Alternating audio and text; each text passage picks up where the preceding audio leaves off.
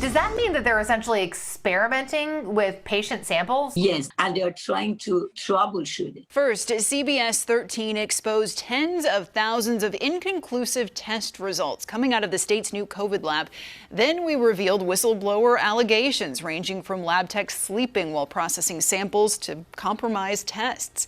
Now we've learned those inconclusive results should be reported as positive, according to the FDA. And as investigative reporter Julie Watts reveals, the inconclusive results may have violated the state's $1.7 billion lab contract.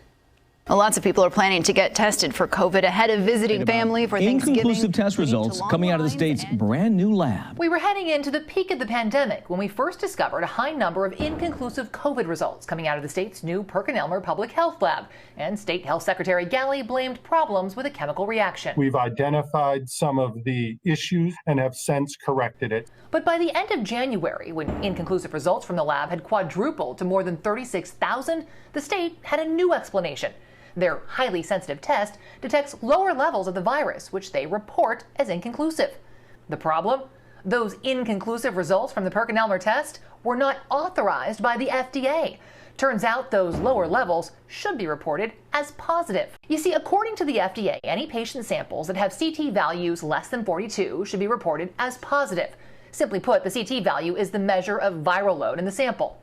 Instead, CDPH says it reports results between 37 and 42 as inconclusive, which, according to the FDA, means they should not say the test is authorized by the FDA.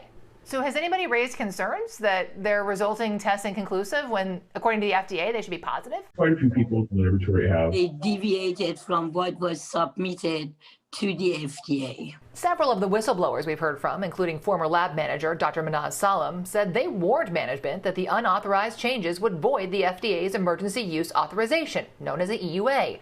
Whistleblowers pointed to the lab's unauthorized procedures, which they say were changed 5 times in 2 months. Does that mean that they're essentially experimenting with patient samples? They're learning, they're improving the test as they go? Yes, they are reporting patient samples and they are trying to troubleshoot it. CDPH has acknowledged in multiple responses that this is an iterative process and the laboratory is continuously improving.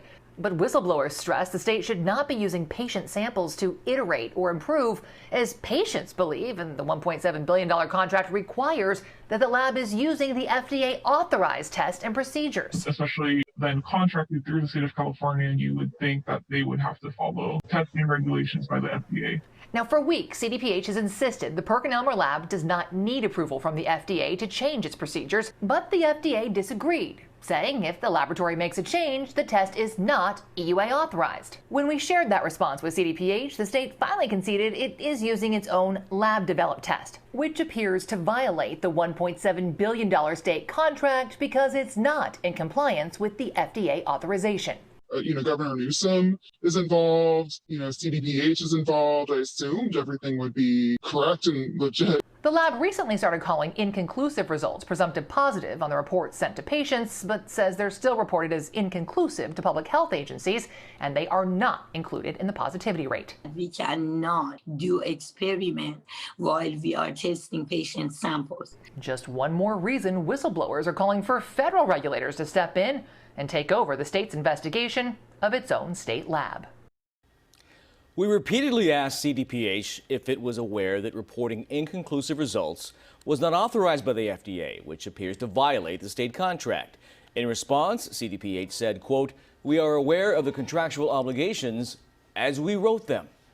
You can find our continuing coverage of whistleblower investigations into the state lab at CBS13.com.